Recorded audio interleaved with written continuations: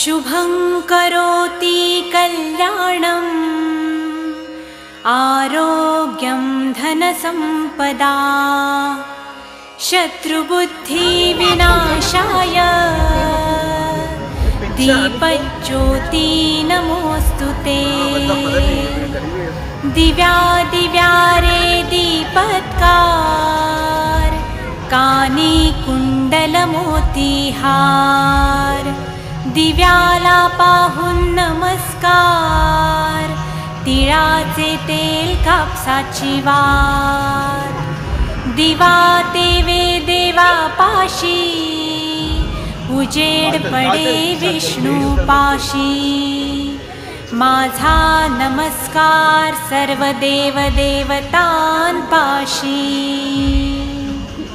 ये ग लक्ष्मी बैस ग बाजे